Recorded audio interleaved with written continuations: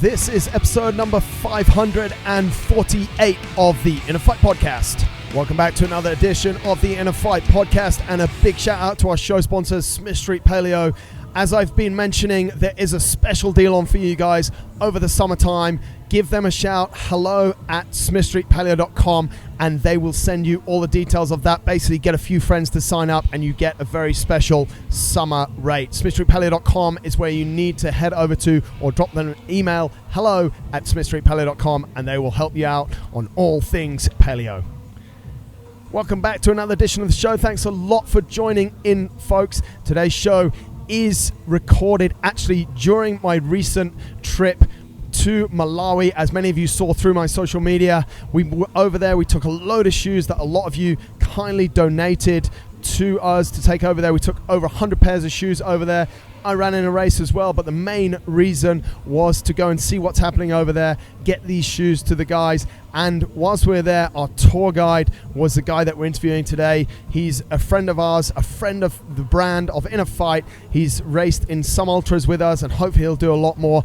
Edson Kumwamba is his name, and this show we recorded at many different points during the trip. When he was taking us around Malawi, he was taking us to the villages. He gave us a full tour. He talks in depth about his family situation, how everything in Malawi works. In some places it's quite deep, in some places it's light-hearted, and in other places we see some incredible traditional dancing. I've put those clips in, so if it goes quiet on the audio version, it's because there's a little video going. And if you want to see really where this guy's from, where he lives, and how things work, you need to hop over to YouTube, watch the video version, and you'll get a full feel for it. Sometimes the audio cuts in and out a little bit, just bear with it. I did my best. This was all recorded on my GoPro when I was over there, and we're just trying to get the best sound quality, the best video quality for you guys, but I think you'll get the gist of it. And as I said, if you enjoy the show, then just hop over to YouTube. It's well worth watching. You can get real feel for where we're at and the different things that he's talking about. Without any further ado, let's jump into it. Here is Edson in a show that will make a lot of us think maybe quite different. Enjoy the show. Edson, you started running when you were very young. Talk to us about your first experience in running. Yeah, I started running when I was 9 years old, and I was running like not officially. What does that mean, not officially? Like I didn't run with a bib number, not registered to run. In the porter's race? In the porter's race, because I wasn't allowed to run because I was young, and okay. Also like my mother couldn't afford. It wasn't also allowed for non-porter to run the race, because the race was started by porters only. So what was the race, before we get to the other points about your running, what was the race started for? The race started because the porters were lots of porters were during the hiking mainly helping the tourists, right, and going up to the mountain to Sapitwa Peak, right, and they were always turning the other way when they want to come down.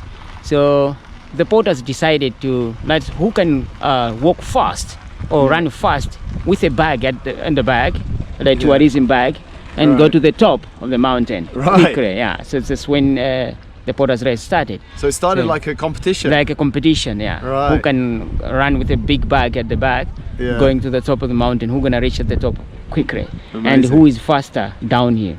So there was only porters who were doing that. Right, so it was a very small race to start. Yeah, it was a very small race to start. And then when you were a young child, you wanted to run in the race? I wanted to run the race because because the thing was when people, these athletes were running, these porters, when they finished the race, they were receiving a lot of things. Like that time was Coca-Cola, and Coca-Cola was so special in Malawi that time. Yeah, and they were receiving some radios like Oakman, listening in the ears. Yeah. So I was like, one day I need one of these things. I need to drink Coca-Cola also. So I was excited. Really? Yeah. So and then because they couldn't allow to do that, then I was like, I told my mother that, why did I can just follow them? It's like, yeah, do it. So she was okay with that? She was okay with that because I didn't have any sport to do, and my mother was feeling like my child is always feel lonely. Yeah. He don't play soccer, he don't do anything, he don't be with the friends.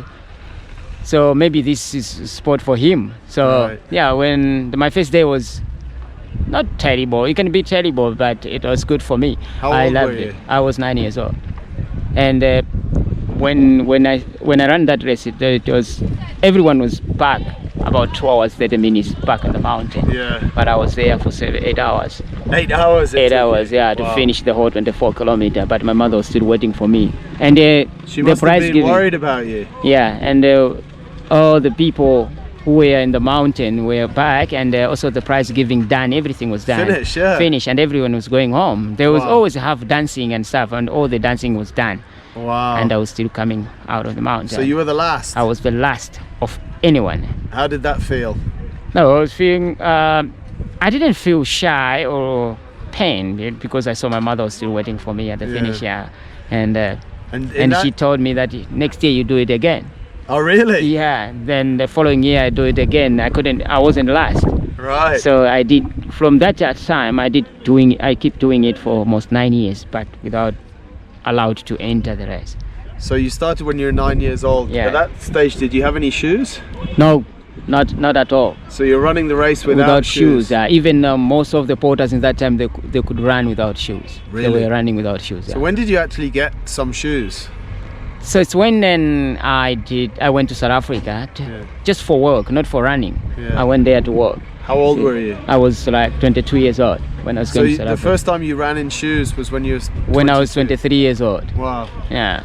That's very interesting, huh? Yeah. So you ran 9 years illegally in the porters race without shoes. Yeah. And how was your times? Did they start to get faster? Yeah, they were getting faster because I remember that 8 hours what I did. I still remember that it was 8 hours because we started 7 o'clock. Yeah. And like 8, 9, 10, 11, 12, 1, 2, 3 is when I was coming back from out of the mountain. Wow. So then the following year I came back. 2 years after I came back at 2 o'clock. I was back 1 o'clock I was back already in the mountain. Getting faster and stronger. All right. Yeah. So. And outside of the race, did you do any training or not? No. No. The training was like going to school, running early in the morning to school for an 8 kilometer. You used to run to school? Yeah, 8 kilometer. And when you're coming back, you have to run fast to go home. Yeah. Yeah, so that you don't want to find the food is already cold. That's what we were doing then. Really? Yeah. So the reason why you wanted to run fast was to get hot food? Hot food at home, yeah. Because they cook at 12 o'clock and they keep it for you. Yeah. And whenever you come back, you eat it. So you always make sure to be back home 80 quickly, so that the food is not. Training. Yeah, that is training. So then you moved to South Africa when you said 22. 22 years old, yeah. And that's when you got some shoes. Yeah, it's at the time when I finished my college, I'm in college studying welding and fabrication. Then I decided to go to South Africa to find some work. Yeah. Yeah, so that was 2012. Right. So then I stayed 2012 the whole year without running, and I didn't know anything about running in South Africa. So in 2013 I was working with another boss. Then he told me, let's go for a run in the mountain, because he saw me with a running shoe on my foot. Then I was like, no, I don't run on the road. He's like, no, we can go on the mountain. So I was like, in Malawi also we run in the mountain. So I didn't thought that I would find everyone having shoes in the mountain. Then when I had my shoes, my first time on the shoes, I was feeling shy to see. Then when I get there in the mountain and I see lots of people, everyone have got shoes in his foot. I was like, wow. Why do they have these shoes? Having the shoes, okay, it means this race is only for shoes. Yeah. Then my first training was running with that guy. Is like, no, you're running well. I think I must say, have you ever run a race? And I was like, no, I never ran a race. And he's like, okay, but have you ever run in the mountain? It's like, yeah, 7 times. Yeah. So he's like, okay, I will take you to a race. So my first race was like 21 kilometer race in the mountain, which in South Africa, with 700 meters of climbing. Yeah. So I started that race when I was late at the start line. Yeah. Like 15 minutes late. Right. But it still ended up coming 60th position. That was in South Africa, Cape Town. Then from that. So they realized at that stage that you know how to run. Yeah, they realized that I know how to run. Then we went on. Right. And from then on, did you start to enter more races and? Yeah, then this guy was started entering more races in South Africa. Yeah. And then I started becoming second position in 22 kilometer, 30 kilometer, third position. Wow. And the whole year of 2013 went on without coming first on a race. And this guy encouraged me that you can do it. Right. So the following year, 2014, is when I started searching races and becoming first. Yeah. And becoming known to different clubs and different running races. Yeah. Then and then it's when I was inspired with many people who were trying to help me into running. Yeah. Then so the feeling of the Mount Mulanje keeps me going into Malawi, into international level. So the dream comes. I was okay. Maybe I cannot stop here. I can go further from here. Maybe go run overseas in different countries. So it must mean a lot to you, mate, running, like, because you have a lot of memories when you ran in the Porter's race when you're 9 years old with your mother waiting for you. So now it must stay in the back of your mind a lot. Yeah, it is started back on my mind, because that's why you see, if you look at my finishing races, I always finishing smiling, very happy and greeting so many people, because that memory of seeing that my mother was still waiting for me at the finish line. Yeah. So when I see all the people waiting at the finish line, they remind me my mother's spirit of just waiting no matter. We reach your home village, mate. Yeah. Tell us a little bit about this area. This is where my brother. This is my brother. The one I live with till now, since my mother died. So here is where my brother's wife, home village. So we live here, and his family. He have got 3 kids, and the one walking here is his wife. And who are all these children? Are they yours? No, they are just living around here. They're friends to my brother's children. They came to visit us. They come to visit to see the white people being here. Yeah, you see. What do they think about visitors? It's something strange to them to see white people coming in this village, because this village, no white people coming here. Really? Yeah, so it's very rare to see white people here in this village. Nice. So that's when they see it, they come to see that, hey, I never see a white person close to me. So yeah, that's why they are excited and come and stand here. Very nice. Yeah. So how many people live in this village? Like 500 people. Right. Yeah, because there is only 3 clans in this village. Okay. Just 3 clans, that make the whole village. And it's becoming dark now, mate, and all of the houses are in darkness, so no electricity here? No, in this village there's no electricity. We're very far from the electricity wires. How far are we from any town or civilization? We are like 10 kilometers away from that area. And how would you normally go to that area? Like every time when we go to charge a phone, so we have to go every day, and also buy some food, some stuff we need, like soap and lotion. So just to charge the phone, where do you go to? I just go to that area. 10 kilometers. 10 kilometers away. How do you go there? By bike. I go on a bicycle. I think you should run there.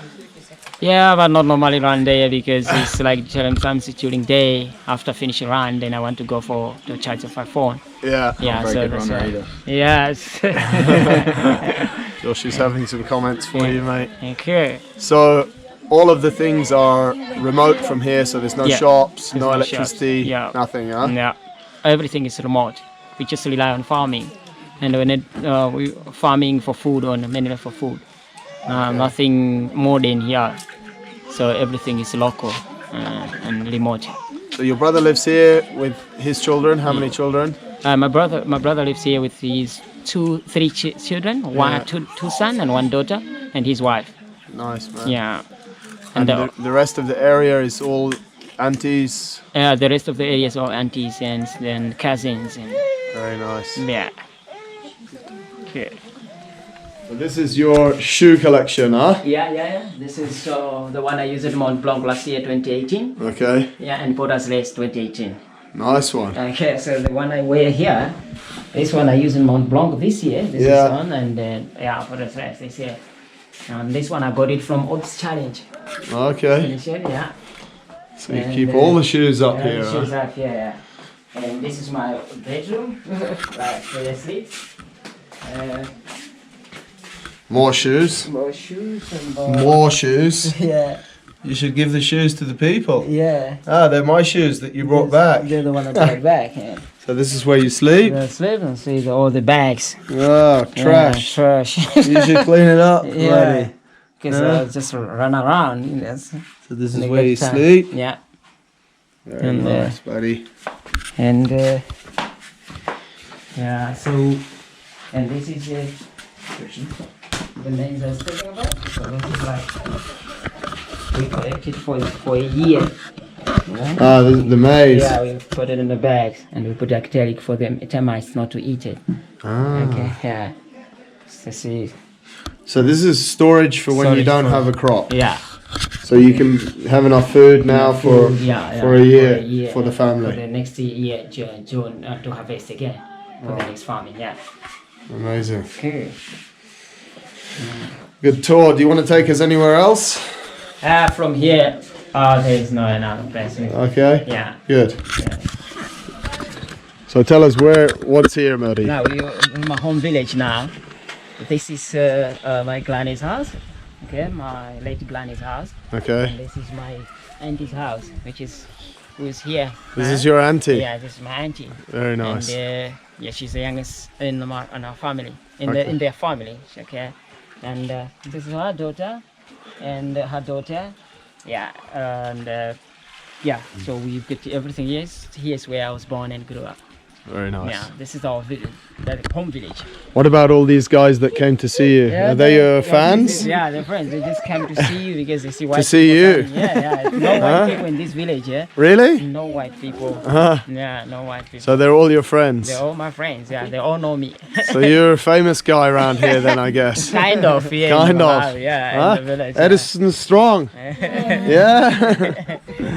Okay. Good. So we're gonna go and walk and show you the house of my real mother, my biological mother. Okay. Yeah, behind here. And yeah, so that's why I told you we have a tap water, free water from the mountain. Village, yeah, from the mountain. This comes from the mountain. Yeah, to Cool. all the people in this village. So everyone has enough water? Everyone has enough water. Just other things they Yeah, don't have? Just other things they don't have, yeah. Cool. Cool. We call it, it's some like beans, yeah? But this is some special kind of beans. It's not that beans, the one we normally know. Yeah. So after harvesting, he's breaking that from out of that, okay? Out of that and getting out of these ones, okay? And keep it. What will they do with it? Then they sell it. To eat? Yeah, they sell it. It's two things. We use it for like radish, cook like radish, like the way we cook beans. Okay. And also they sell it. Wow. Because there's a good market for this one in Malawi. And where does this grow? It grows on the trees here? Yeah, those are the trees. You see those small things, yeah. Yeah. Okay.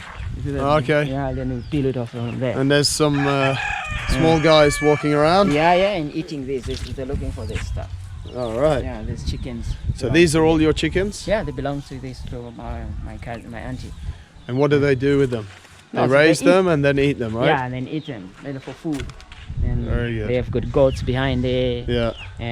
And pigs. And yeah. So they're basically self-sufficient. Yeah, self-sufficient. Yeah. They're growing everything. They're growing everything. Maize, cassava, beans, tomato. Yeah. Like maize. Yeah, you can see the maize there. Tomato. What did she say? She said you get money, you must buy tomato from her and take it to Dubai. No problem. Make her famous for tomatoes. Huh? Yeah. She's the one taking care of all of the farming? All the farming, yeah. Wow. She's taking care of all the farming. Unbelievable. She's working hard, huh? Yeah, it's very working hard work. Good. And you can come and see chickens here inside. Okay. Let's go. Azadi Sangala sa alendo, Azadi Sangala sa alendo, Ati Sangala sa chokera kwa oko alendo matiendera, alendo matiendera, alendo atiendera, chokera kwa oko azati sangalasa alendo azati sangalasa azati sangalasa. So Edson, we're here in your village, where you live. That we saw some other footage. Tell us a little bit, mate. You stay with your brother. Yeah. Obviously, your mother and father passed away. Tell us a little bit about that. Like I started living with my brother when my mother died in 2006. Okay. Then we started living together because we started helping each other, like in farming for food. So how old were you when your mother passed away? I was 17 years old. Wow. And how did she pass away? So she was suffering from tuberculosis. Is that common here? It is common in Malawi. Yeah. Yeah. The average, let's talk a little bit about the age that people are passing away, because we don't see many older people. Yeah, like now, like today's generation is like 40, 45, 46, like below 50 years. Wow. Most people die, yeah. Wow. And talking about the families we see here, we have a lot of children listening to your story. Yeah. Do they understand us? Yeah, if I speak in Chichewa, they do understand, but if I speak in they English, don't understand in English. Understand, yeah. So all these children are quite young, maybe 6 or 7 years old. Yeah.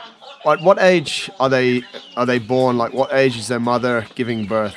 Like commonly in Malawi, we've got early marriages, and this is happening especially in rural areas, in remote areas, because of poverty. Right. And then the girls are getting married quick because they want to get helped each other quickly. Right. And so if you look at if you find the age of their mothers, and you could find that there's from 15, 14, 17 is when they started giving birth. Wow. Yeah. So very young. Very young. So most of their mothers are teenagers. Wow. So we see a lot of them walking around in the street with the baby in the back. Those mothers could be 15, 14, 17, very young. 16, very young, yeah. But these children are happy, right? Yeah, they are happy. Yeah. Tell them to smile. They're all laughing now. Yeah, okay. So, when your mother passed, but your father passed away a lot earlier. Yeah, when I was 3 years old. Wow. Yeah. So you didn't really know him too much. I didn't know him too much. Yeah. So then I grew up with my mother. You grew up with your mother, and then when she passed away from tuberculosis, then you came here and stay with my brother. Stay with your brother. Yeah. So what did it feel like at that point, mate? Did you have, did you feel something or? Yeah, the first thing was I was sad. Yeah. And I was like, I feel like there's no world anymore. Yeah, right. My life, yeah. So my brother was like, no, we will live together. Yeah. No matter what, we will live as a family. Right. So we started living together. That time before he had even no child. It was before he had children. Yeah. Yeah, right. And that time he was just married in that 2006. Right. And now he have got 3 kids. Wow. Yeah, and they start traveling. And they're here. Let's just look. This is his daughter in the pink. In the pink, yeah. Yeah. And, where is his 2 sons? The 2 sons is not here. Maybe they're busy. Yeah, they're doing something. Yeah. And you just have one brother? Yeah, I've got 2 brothers, but one is the oldest one. Yeah. Living far from there. Right. He left very long time. So tell us a little bit about why someone would leave. Like, how does it work when people get married? They move to another area. Okay, like our tradition in this southern region of Malawi, we practice chikamwini. Chikamwini is a type of marriage where a man goes to a woman's family to stay there. To live there. Yeah. So when you married far, you leave your village to stay that far. Wow. So because my brother went far, he married closer to our village. Yeah. Yeah, that's where we keep on living together. So this area that we're sat in at the moment is actually the area of your brother's wife. Wife, yeah.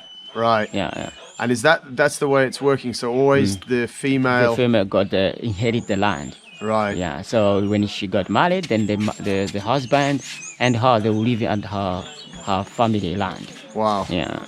So basically the land that we're seeing is passed down from generation to generation. Yeah. But always in the female side. And always in the female side, not to the male side. That's different from a number of cultures, From right? a number of cultures, like here in Malawi, northern part of Malawi, Yeah.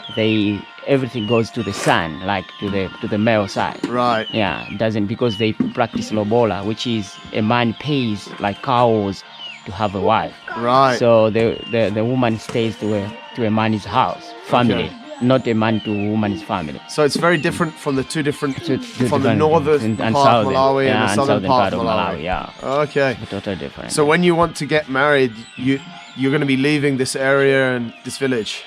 Yeah, if I follow Chikamwini practice marriage of southern region, then Will I'll you? do. I don't think so. Why not? Because I just want to live a peaceful life. Yeah. I want to stay with my own, at my own land. The thing is, I just want to have my own land. Yeah. Then when I have a wife, then I will live with a wife at my own land, not to his family, not to her family, or not to my family. But is that acceptable? It is acceptable when you change your the culture, which district or which area you marry. Right. Yeah. Even in the southern region, if you can ask the family of the wife. Yeah. Okay, and that I want to take this wife, not to stay. I don't want to live here, but I want to live in to my house, to my village, to my land. Yeah. Yeah. So they'll accept it. Then accept it, but you can't not take her to your family. Then Right. it's not acceptable. So okay. Unless So you buy land, unless you buy land. then you can take her to then you can because it's invite your her. own land. Yeah. So a lot of the rules are quite traditional and people are following them. Yeah. But you want to break away. You want to do it a little bit differently. Yeah, I want to do it different. I want to break the tradition. It's not like to break the traditions, Yeah. but just to bend the law. To bend the law. Yeah, because one day we will straighten it out again. Because Yeah. if you break it, then you're in trouble. But why don't you want to follow the traditional ways? Because it said, forgetting your culture, you can lose your identity. Yeah. Yeah, so you need whatever it takes, you have to keep on following the traditions Yeah. so that you don't lose your identity. But you're going to do it a little bit different. A little bit different. That's why I said I'm gonna just bend it, not break it. Bend it, Yeah, not break it. yeah, That has to be the way. Yeah. But so let's talk a little bit about the village that we're in now, and we can see the children are here. Yeah. So these children, your brother's children, he has Yeah. 2 sons Yeah, and one daughter. He has 1 daughter. So there's going to come a point where he's going to lose his sons. His sons are going to move Yeah. away Yeah. to marry to another woman. Family and Yeah. stay there. So and it could be close, like 1 kilometer, or it could be it could be far far. or very like 100 kilometer away. Really? Yeah. Does there come any feeling about that? Like Yeah, when it's the a boys common- are coming to their age? Yeah, it is. It's like no family choose a child is where to marry or what to do. Right. But the difference comes is it's extremely difficult for you to marry somebody from the north. Right. Because you don't inherit land. Right. So if you marry that one from there, it means you must have money. Right. And you must have your own land. Okay. Otherwise, because the family won't allow you to bring another woman from there to live in the land, because your sister is the one who inherits the land. Right. Yeah. So there's a lot of different rules then that people have to follow. They have to follow. Yeah. Your dream is to have your own place, land, where you can run something. Yeah, and also where I can start my own legacy. Yeah. And all my But that's not very normal for people, right? That's not normal, but it seems to most people it seems like he got money, Right. Because he can afford to keep that woman and his family alone, Right. At his own land. Yeah. Right. But as opposed to staying in a family area. Yeah. Because if you stay in the family area, you help each other. Yeah. Yeah. Talk to us a little bit about this village. Has it's a clan. Yeah. Talk to us a little bit about the clan and how the clan is working and how the village actually operates. The village is operated by the chief. Right. But in the village there is a clans. So like this village have got 3 clans. Okay. Okay. These 3 clans, it's like the first person to arrive in that village.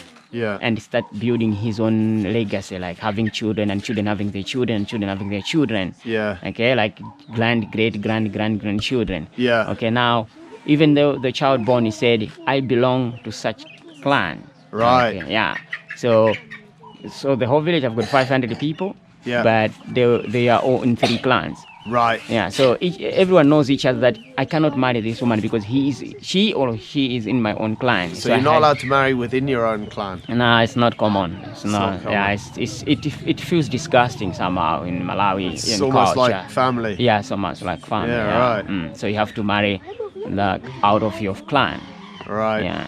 So how do you become the chief of the village? If I wanted to be the chief of the village? No, it's not something like political. Right. It always follow the blood. Right. Yeah, the founder of the village, his children, not his children, but his sister's children is in the blood, is in the family, is in the clan. Yeah. He can have children, but the children won't inherit the kingdom. Right. The chieftaincy. Only his sister's children can inherit that. So again, it goes to the female to side. the female side. Wow. Then it keep going generation to generation. Wow. Generation to generation. And if that clan, there is 3 families in that clan. Yeah. It means if this time the king, the chief is on this family, Yeah. and that chief died, Yeah. it must move to another family. Right. Of the same clan. Okay. Yeah, but not out of the clan. So it's still very tribal, very traditional. Very traditional. And this has been the system in Malawi for hundreds of years. For millions of years. Millions of years, Yeah, huh? it goes And like it's not going to change. It's not going to change. Even northern part of Malawi, it works like that. Talk to us a little bit about change in Malawi culture or progress. Like, are people living now the same way that they were living 50 years ago, 100 years ago, or is there progress? There is progress because of this modernization. Okay? Yeah. Now you can see there's a lot of loaf sheets. Yeah. We didn't have this before, like 20 years ago. Right. Okay.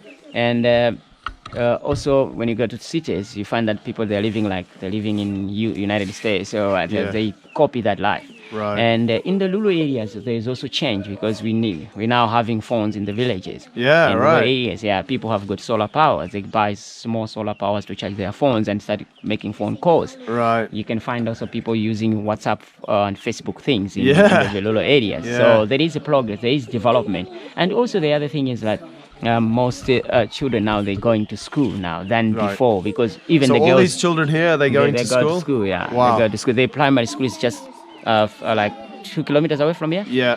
But before, the school was 8 kilometers away from this village. So it's difficult to It go. was difficult during rainy season. Yeah. Yeah, children like this one couldn't walk into the bushes to go to them because it was dangerous. Right. Yeah. Not from the people, but from the wild animals and stuff. Yeah, right. But now the schools are now closer. Yeah. Yeah, we can see then more children are going to school. And also in the schools, there is a program from the UNICEF, like Plan Malawi and UNICEF. They bring a soya powder porridge in the schools. So, like people in this village, like women, they go to school early in the morning to cook that porridge, like volunteering to cook that porridge. For the kids like this, when they just arrive, they must eat that porridge before they enter into the class. Right. Yeah. So they're feeding them as well. They're feeding them every morning. So talk to us a little bit. We'll break away and we'll come back to the school. But talk to us a little bit about the food. Is there enough food? Like for every family, like they have food during when they harvest. Yeah. During harvest, because everyone when in farming, they want to have a food that is enough for their family for the next farming season. Right. Yeah. So for the person who didn't farm, he cannot have food. Right. Okay, and if the rain is not good in that year, then we have depends a lot on the rain. Depends on the rain, Yeah. and also if there is fertilizer subsidy, there is a lot of from the government. They subsidize fertilizer to the poor people in the village. Right. Yeah, so they need to have that. When they get that fertilizer, then they can apply in their land, and if it's a good rain that year, then people harvest lots of food. Right. When they harvest lots of food, and the government starts buying food from the people, they need to find that people have got money, have got also food, enough food for their families. I mean, these children, they look like they've got enough food. They don't look super hungry, huh? Yeah, they don't because this time we got sweet potatoes at every land.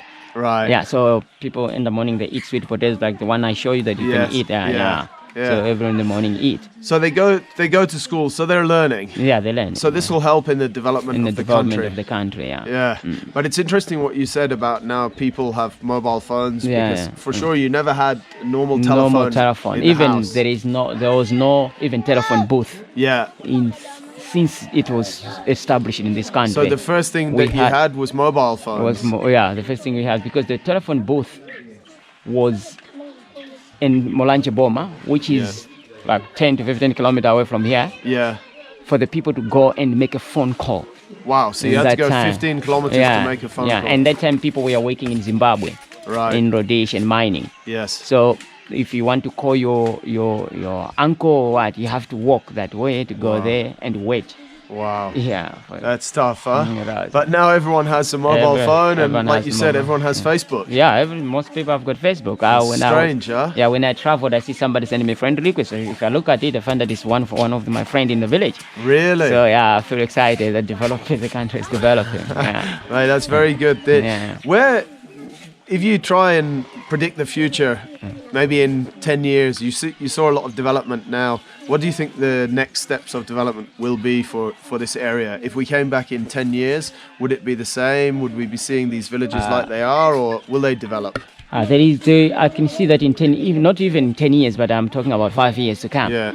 We will see people having cars in this village. Really? Yeah, because 5 years ago, there was no motorbike in this village. Right. There was nothing on the motorbike. The motorbike was only from the government, and the government officials come to visit the village and see so many things. Yeah. But now, there is this development of having motorbikes in this village, and the motorbikes are very cheap from Mozambique. Right. So people, they're trying to sell their harvesting use from the farms and buy a motorbike. So most people here in this village have got a lot of motorbikes. What would they do with the motorbike? Just driving, and others they just riding around, and just others, make things easier. Yeah, and others they use it for transportation. Right. Getting people from the bus stops, taking to the village. So like taxi service. Like taxi service. And others, they're using bicycles for the taxi service. Yeah, we saw a lot of bicycles for taxi service. So those guys must be strong at riding the bikes. They must be stronger. Very, very strong. Very, very strong. Good.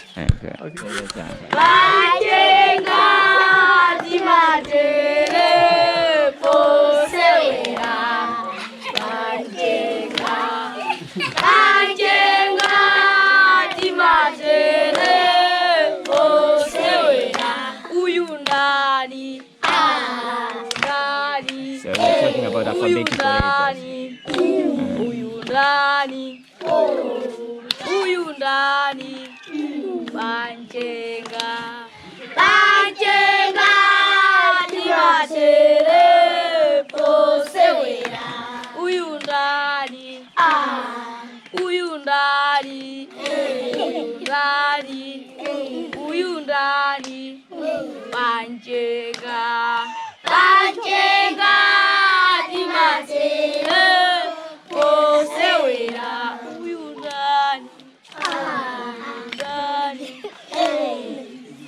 Cool. Very good.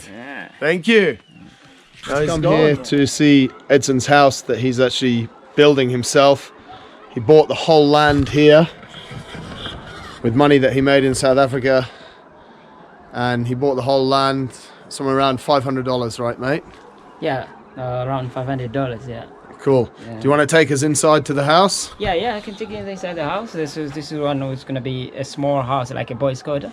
The bigger house is this one, but it's not yet finished because, it's stuck with money to finish that one. But this is going to be the house I'm going to be living now.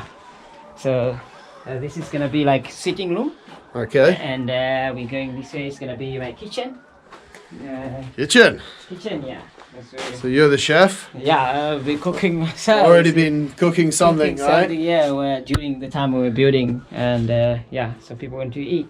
And it's gonna be everything here. It's gonna be cooking place here and sink here for washing plates and stuff. So we can come here for some nasima? From sima and rice also. Very good. Okay, cool. So keep on showing us around. Going this side, this is gonna be the bathroom, the shower. Very nice. Okay. And here, the bedroom. My bedroom is going to be here. So this is your bedroom? This is my bedroom. So that on this window, every morning I can see the sunset. I mean the sunrise. Sunrise from the mountain. From the mountain. So we can see the mountain there again, huh? Okay. And what about these windows? Where's the glass? No, I'm just waiting to buy the glasses for these windows but the steel windows I made it myself.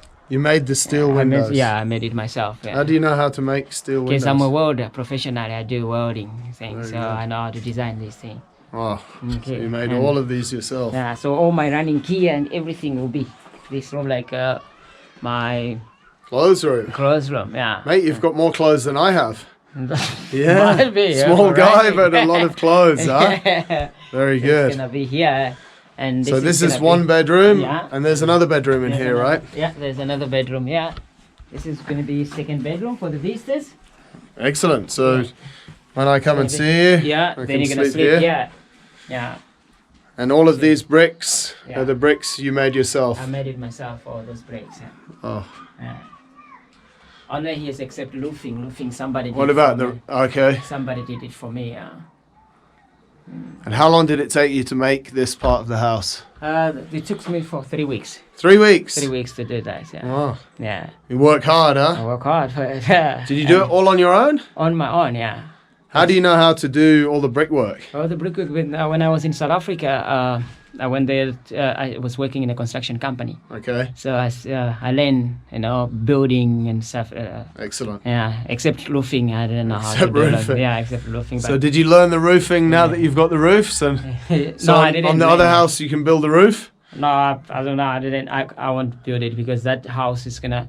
There's other design they put it on that look, so I cannot manage to do it. But somebody will do it. And what do we have outside? Yeah, so that is toilet, outside toilet. Okay. And outside bathroom. Very nice. Yeah. So. And we're gonna go and have a look at the area from the bricks in a second. Okay. Very good. Okay. Very good. Sure. Good tour. Mm-hmm.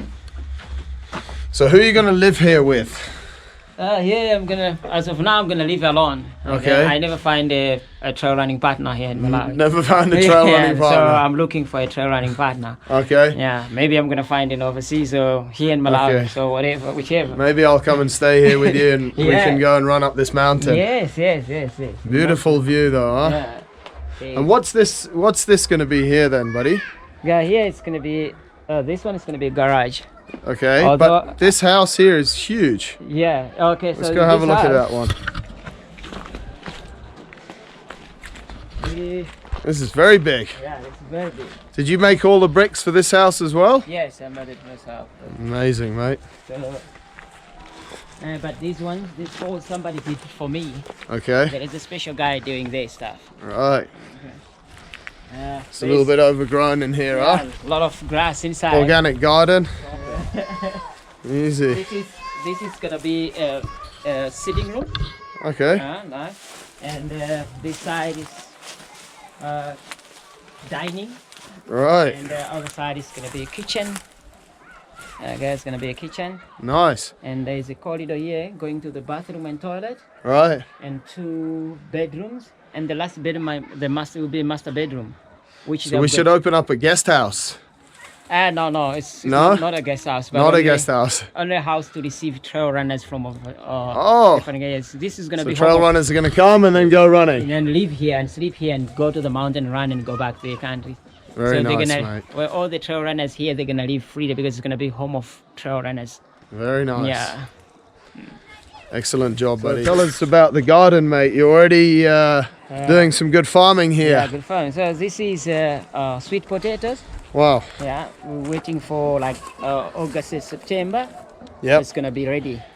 As you see, this the flowers is be coming outside. So which means in July, August and September, it's gonna be ready. Right. Yeah, and after that, we're gonna do. I want just to plant some organic food, only especially for the athletes. Right. Yeah, so it's gonna be carrot, potatoes, tomatoes, and everything for vegetables. So did you plant all of this? Yeah, I did plant all of this. How long does it take you to plant it? To plant it take me 2 days. Wow. Yeah, to work plant all hard, these huh? things. Yeah. And how long does it take to grow? How many months? It takes like 4 months to grow. And then what will you do with the potatoes that you bring out? Then the potatoes, others we use it for food and others we sell it. Okay. Yeah. So you can take it and sell it at the market. And sell it to the market, yeah. Amazing. Cool. So you're a farmer, you're a builder. Yeah, I'm a welder. And a welder. And a runner. No, you're running as well. Yeah. Awesome work, mate. Cool, yeah. So tell us a little bit, mate, about your plans. You said just before that you want to bring trail runners here. Yeah. What's your plan? The plan is that if I bring like trail runners from overseas, when they come to run in Malawi, they just have to come to sleep here for free because this house is closer to the mountain. Okay, and also the runners I've been training with here in Malawi, they always others they don't want to come to run because they're hungry and they don't want, if they go for running they become more hungry, then they don't come back again. So I want, if all the run, that's why I call it gonna be home of trail runners. When I take them for running, when you come back, we cook food here, they eat and they go home. Tomorrow the same thing, we do the same thing. I train with them, I run with them in the mountain. When you come back, then we cook food together, then they eat. After eating, they're going to go home again. So it's really like a rest house for trail runners. And you hope to bring some people from different countries. Yeah, hope to bring. Which countries do you? Like from overseas, like Europe, Asia, South Africa. Yeah, very good. Yeah, England, Dubai, wherever. Dubai as well. Dubai as well. So we're welcome. Switzerland. So you're welcome. France, Germany. Why is it so good for trail running here, do you think? Yeah, it's good because we have got technical trail places and so much climbing, the different altitude, and they can adapt to many environment that they can use for other races in different countries. Yeah, the trail, we found that today, or I found that today, the trail is very, very technical. Yeah. There's no path. There's no path, it's a super trail running. Yeah. Proper trail running. Proper trail running. Yeah. Some people might not like it. Might not like it, but if they are good, if they like trail running, it means this is the special places to be. That's the place. Yeah. What about during the race today, they cleared the path. So they cut some of the grass and some of the trees. But normally it's not cut like that, right? Yeah, normally it's not cut like that. How do you find the way?